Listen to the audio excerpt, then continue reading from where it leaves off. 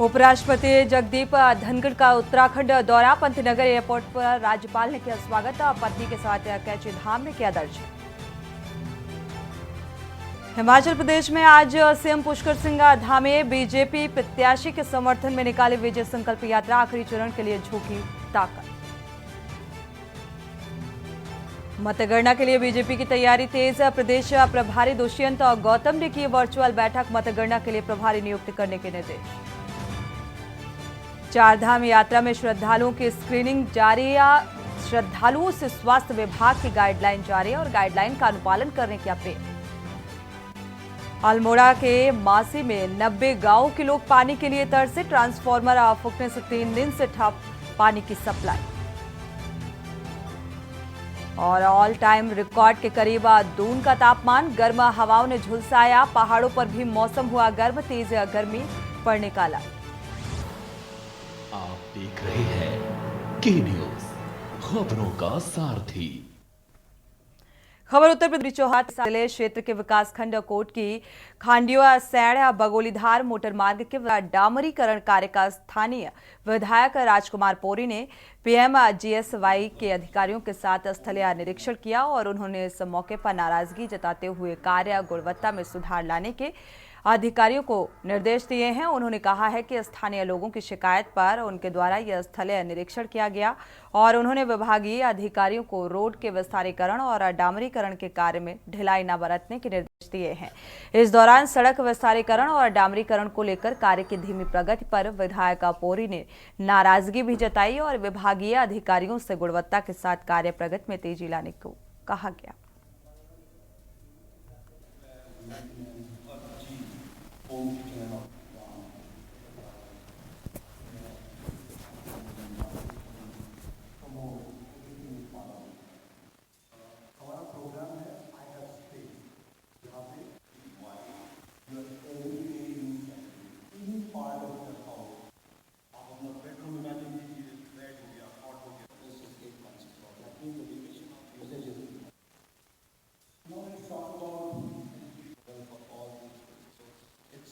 आज मैं स्पेशली उत्तराखंड में देहरादून में इसलिए आया हूँ आपके साथ ये शेयर करने के लिए कि ये हमारे लिए बहुत इम्पॉर्टेंट मार्केट है।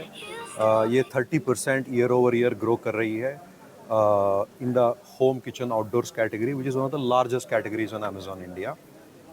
यहाँ पे आपके घर के अंदर और बाहर की कई सारी चीज़ें, लाखों प्रोडक्ट्स अवेलेबल है जो आप घर पे बैठ के ऑर्डर कर सकते हैं और आपके घर पे पहुँच जाएगी।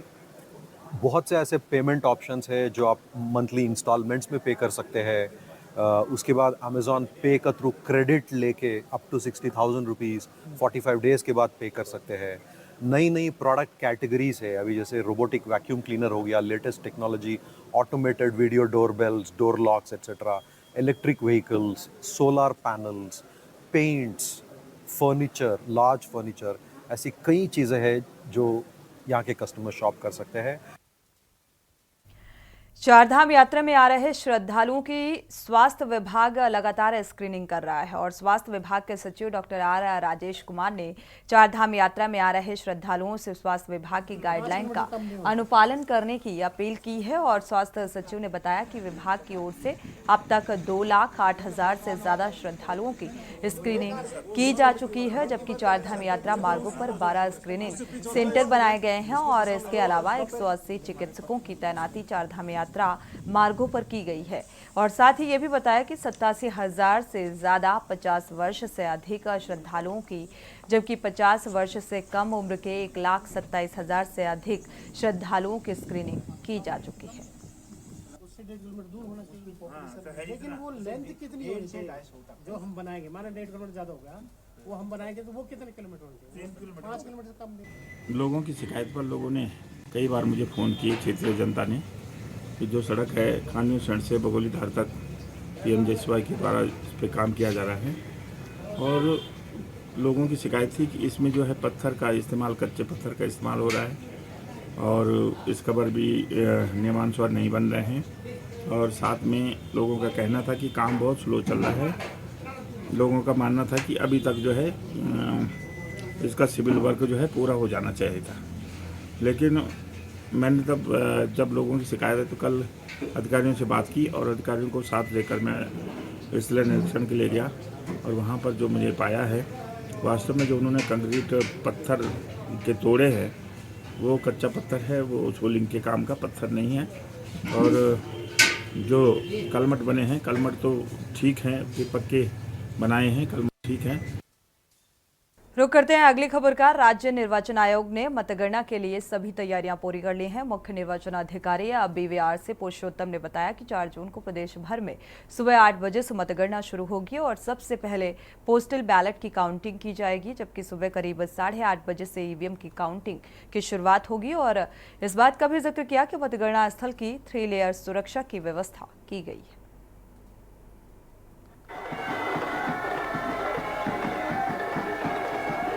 देखिए, जनपद रुद्रप्रयाग का यात्रा प्रभारी मुझे बनाया गया है। इसी के दृष्टिगत 3 दिन की यात्रा रही जनपद रुद्रप्रयाग में, जिसमें श्रीनगर से आगे वाला रूट और सोनप्रयाग तक का जितना जो रूट था उसका मुका मुआयना किया गया और जिला प्रशासन, पुलिस प्रशासन और जो मूलभूत सुविधाएं वाले जो डिपार्टमेंट्स हैं, बिजली, सड़क, पानी इत्यादि, civil aviation, tourism department, district level के जो ऑफिसर्स थे उनके साथ मीटिंग भी की गई, उनकी समस्याएं भी सुनी और शासन स्तर पे जो ग्राउंड लेवल के जो डिपार्टमेंट्स हैं, शासन स्तर पे कोई ऐसे कोऑर्डिनेशन रिलेटेड इश्यूज अगर हैं उनको भी रिजॉल्व करने हेतु मेरे द्वारा उनको बताया गया और इस संबंध में मैंने एक अपना रिपोर्ट भी बना दिया है, शासन को मैंने प्रेषित भी कर दिया है।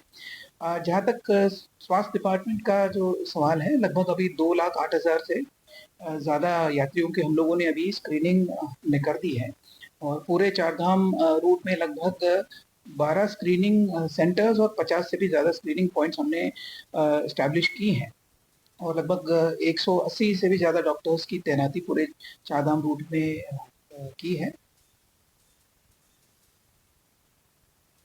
बढ़ते आगे रुक करते हैं अगली खबर का। टीबी को जड़ से खत्म करने के लिए राजधानी देहरादून के दोनों अस्पताल में स्टेट टास्क फोर्स की बैठक हुई और जिसमें हर मेडिकल कॉलेज में टीबी का उपचार मुहैया कराने की बात रखी गई है और इस बात पर स्टेट टास्क फोर्स के चेयरमैन और दोनों अस्पताल के एमएस डॉक्टर अनुराग अग्रवाल ने कहा है कि टीबी को जड़ से खत्म करने के लिए प्रधानमंत्री नरेंद्र मोदी ने वर्ष 2025 तक का लक्ष्य दिया है। उत्तराखंड इसमें से अच्छा कार्य कर रहा है और देखते हुए मुख्यमंत्री धामी ने वर्ष 2024 तक का लक्ष्य दिया है और साथ ही उन्होंने कहा कि प्रदेश में एम्स के अलावा 4 सरकारी मेडिकल कॉलेज और 3 गैर सरकारी मेडिकल कॉलेज हैं जहां पर टीबी के लिए पूरी यूनिट उपलब्ध है, जिनमें टीबी की टास्क फोर्स कोर कमेटी भी बनी हुई है।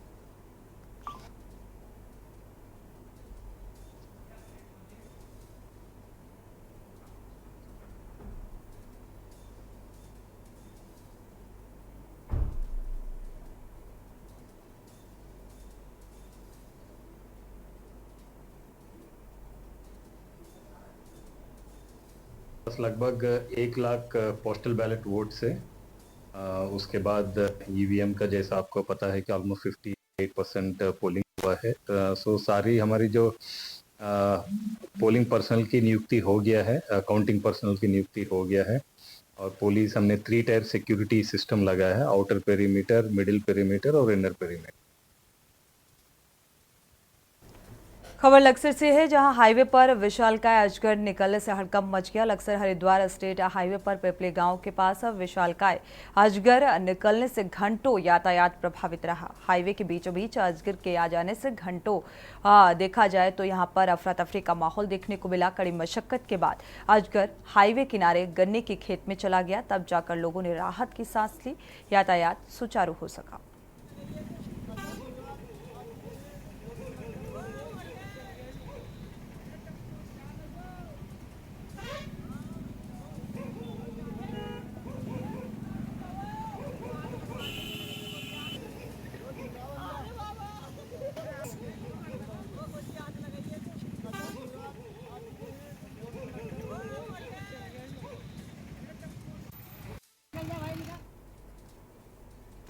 बढ़ते आगे रुक करते हैं अगली खबर का। राज्य निर्वाचन आयोग ने मतगणना के लिए सभी तैयारियां पूरी कर ली है और मुख्य निर्वाचन अधिकारी BVRC पुरुषोत्तम ने बताया कि 4 जून को प्रदेश भर में सुबह 8 बजे से मतगणना शुरू होगी और सबसे पहले पोस्टल बैलेट की काउंटिंग की जाएगी, जबकि सुबह 8:30 बजे से EVM की काउंटिंग शुरू होगी और बताया कि मतगणना स्थल की 3 लेयर सुरक्षा की व्यवस्था की गई है। उत्तराखंड में और पूरा भारत देश में 4 जून को मतगणना होगी। सुबह 8 बजे मतगणना शुरू होगी। उत्तराखंड में क्योंकि पोस्टल बैलेट ज़्यादा है, सो 8 बजे पोस्टल बैलेट से शुरू होगी। तत्पश्चात 8:30 बजे से EVM की काउंटिंग, इलेक्ट्रॉनिक वोटिंग मशीन्स की काउंटिंग शुरू होगी। हमारे पास लगभग 1 लाख पोस्टल बैलेट वोट्स है। उसके बाद EVM का, जैसा आपको पता है कि ऑलमोस्ट 58% पोलिंग हुआ है। सो सारी हमारी जो पोलिंग पर्सनल की नियुक्ति हो गया है, काउंटिंग पर्सनल की नियुक्ति हो गया है और पुलिस हमने 3 टायर सिक्योरिटी सिस्टम लगाया है, आउटर पेरीमीटर, मिडिल पेरीमीटर और इनर पेरीमीटर। टीबी को जड़ से खत्म करने के लिए राजधानी देहरादून में दोनों अस्पताल में स्टेट टास्क फोर्स की बैठक हुई, जिसमें हर मेडिकल कॉलेज में टीबी का उपचार मुहैया कराने की बात रखी गई है। और स्टेट टास्क फोर्स के चेयरमैन दोनों अस्पताल के MS डॉक्टर अनुराग अग्रवाल ने कहा है कि टीबी को जड़ से खत्म करने के लिए प्रधानमंत्री नरेंद्र मोदी ने वर्ष 2025 तक का लक्ष्य दिया। उत्तराखंड इसमें अच्छा कार्य कर रहा है, उसे देखते हुए मुख्यमंत्री ने 2024 तक का लक्ष्य दिया और साथ ही उन्होंने कहा कि प्रदेश में एम्स के अलावा 4 सरकारी मेडिकल कॉलेज और 3 गैर सरकारी मेडिकल कॉलेज हैं, जहां पर टीबी के लिए पूरी यूनिट उपलब्ध है। मीटिंग हुई थी NTP के बैनर के तले। NTP जो मैं बताऊं आपको, नेशनल ट्यूबरकुलोसिस एलिमिनेशन प्रोग्राम, हमारे माननीय प्रधानमंत्री जी ने 2025 का टारगेट दिया है टीबी को एक ऐसी प्रॉब्लम ना बचे उतना तक कम करने का, और माननीय मुख्यमंत्री जी ने 2024 उत्तराखंड के लिए रखा है, क्योंकि उत्तराखंड अभी तक बहुत अच्छा कार्य इसमें करता रहा है। तो ऐसे में सभी मेडिकल कॉलेजेस की जिम्मेदारी बनती है कि हम इसमें एक्टिवली पार्टिसिपेट करें और हम लोग करते आ रहे हैं।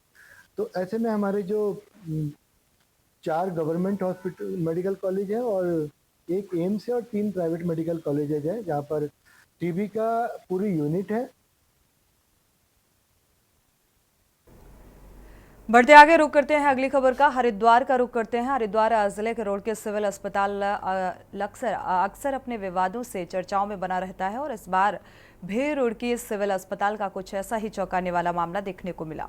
दरअसल ये मामला हर किसी को हैरान कर देने वाला है और इस मामले को लेकर अस्पताल प्रशासन और पुलिस दोनों ही उलझ कर रह गए हैं। आपको बता दें कि रुड़की के सिविल अस्पताल में एक बड़ा ही चौंकाने वाला मामला सामने आया। महिला के गर्भ में जुड़वा बच्चे होने की खबर से मंगलौर कोतवाली क्षेत्र में ठोई गांव निवासी गुलाब सिंह बीती 20 मई को अपनी पत्नी की डिलीवरी के लिए मंगलौर के गुरुकुल नारसन स्थित CHC सेंटर लेकर पहुंचे हुए थे और जहां से उनको रुड़की सिविल अस्पताल के लिए रेफर कर दिया गया और इसके बाद अपनी पत्नी को लेकर 108 के माध्यम से रुड़की सिविल अस्पताल लेकर पहुंचे।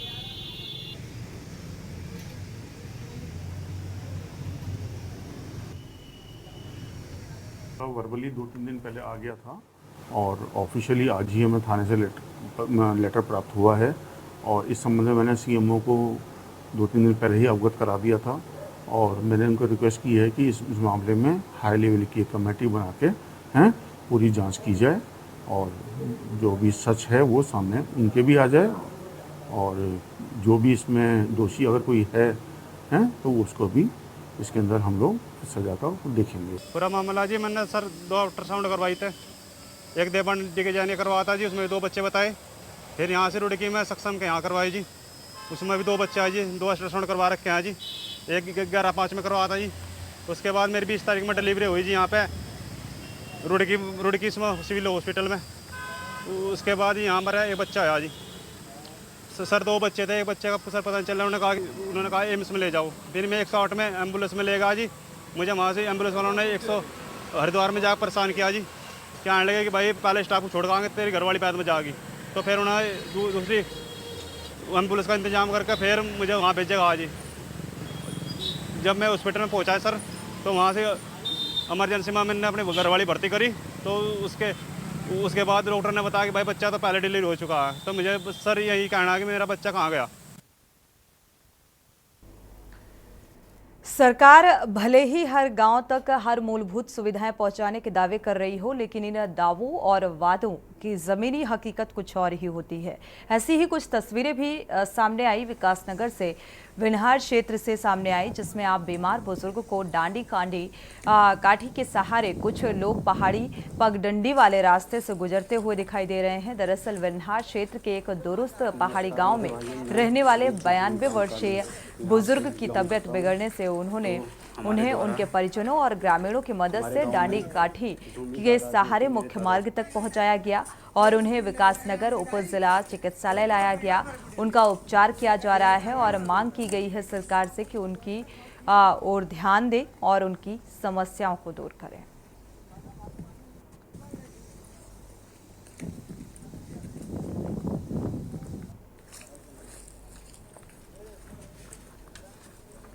नमस्कार मेरे भाइयों, मैं बुजुर्ग दादाजी हमारे धूम सिंह, जिनकी उम्र काफ़ी हो चुकी थी, 92 प्लस है। तो हम सुबह 6 बजे से निकले थे गांव से उनको लाने के लिए। एक बहुत ही हाइट पहाड़ी पर हमारा गांव है, तो वहां पर सड़क की कोई भी सुविधा नहीं है। तो इस कारण हम लाठी डंडों पर उनको कैसी ना कैसे ग्रामवासियों ने उनको सड़क तक पहुंचाया है। और हमारा सड़क से वंचित क्षेत्र गाँव कांडोई विन्हार, भदोगी, उदयाखेत और टापर, ये ऐसे गांव हैं जो सड़क पर वंचित है, सड़क से वंचित है। तो हमारा कहना है कि सरकार से कि अगर ऐसी सुविधा होती सड़क की तो हम बुजुर्गों को टाइम से हॉस्पिटल पहुंचा सकते हैं और उनका इलाज सही से कर सकते।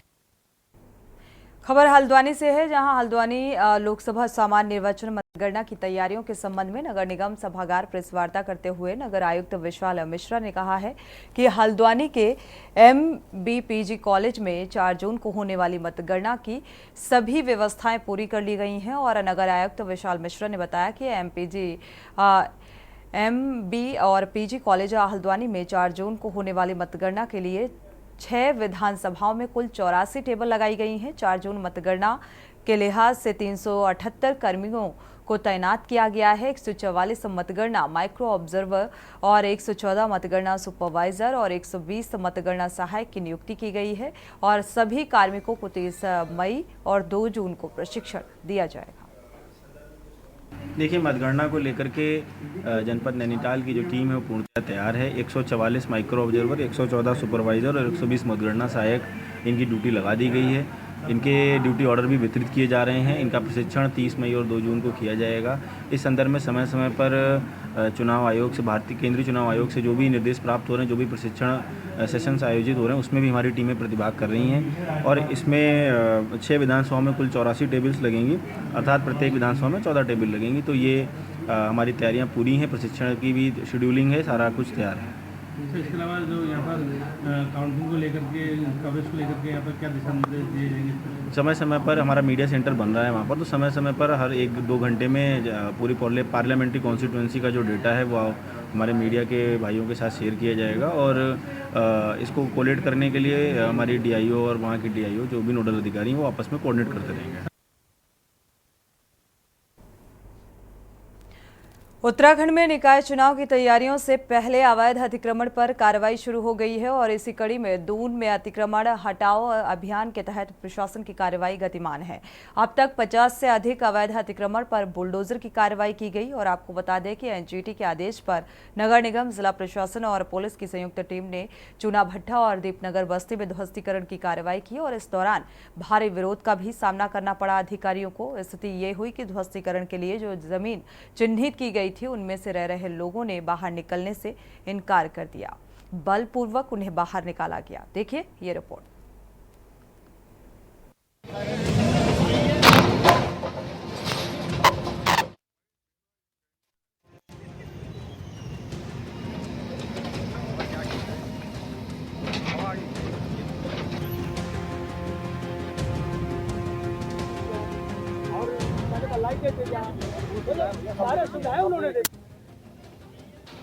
राजधानी देहरादून में एक बार फिर अतिक्रमण हटाओ अभियान की शुरुआत हो गई है। सूर्य की बढ़ती तपिश के बीच बेघर होते लोग अपने भविष्य के लिए चिंतित हैं। मेहनत की कमाई से बनाए गए आशियाने को उजड़ता देख पीड़ितों की आंखों से आंसू नहीं रुक रहे हैं।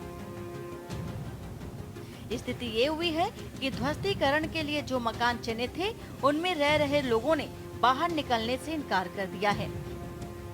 इस पर पुलिस ने बलपूर्वक उन्हें बाहर निकाला। प्रशासन की कार्रवाई के दौरान अकेले ही लोग जेसीबी से अपने आशियाने को टूटते हुए देखते रहे। इस दौरान किसी राजनीतिक दल ने प्रशासन की इस कार्रवाई का विरोध नहीं किया। प्रशासन ने अब तक 50 से अधिक अवैध अतिक्रमण ध्वस्त किए हैं। हालांकि मलिन बस्ती के मुद्दे पर राजनीति जरूर गर्मा गई है। 2002 से रह रहे हैं तो इनमें क्या करते हैं, हमारे पे बार बार धमकी दिए जाते हैं और नोटिस देते हैं कि देखो आपको जो है 2016 से जो पुराना डॉक्यूमेंट्स है, मतलब 14 का 12 का 15 का जो भी पानी बिल और बिजली बिल, ये विभाग कहते हैं, निगम भी कहते हैं और वो एमडीडी वाले भी कहते हैं कि जो 2016 से जो है पुराना डॉक्यूमेंट्स दीजिए तभी आपका सुनवाई कुछ। और हम देते हैं भाई, हमारे पास है नहीं, हम झुग्गी झोपड़ी में 9 साल हैं।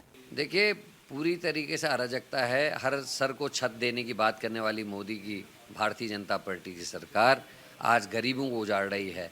यहीं उत्तराखंड के देहरादून राजधानी में एक बीजेपी के पार्षद ने एक भूमि के अधिग्रहण उसकी बात की थी, कब्जे की बात की थी, जो सूचना के आधार में सही भी साबित हुई, जिसमें 3 बीघा कुछ मुट्ठी जमीन एक किसी ने कब्जा की, उसको सरकार ने खाली नहीं कराया। लेकिन जो गरीब है, जो वकील को पैसा नहीं दे। सीधे रुख करते हैं दिल्ली का आम आदमी पार्टी की प्रेस कॉन्फ्रेंस का। सप्लाई नहीं आ रही है। इसका मुख्य कारण हरियाणा से दिल्ली में जो यमुना का पानी छोड़ा जाता है, उसमें हरियाणा का पानी ना छोड़ना इस पानी की समस्या का मुख्य कारण है। जैसा कि आप सब जानते हैं कि दिल्ली की डिपेंडेंसी काफ़ी हद तक यमुना के पानी पर है।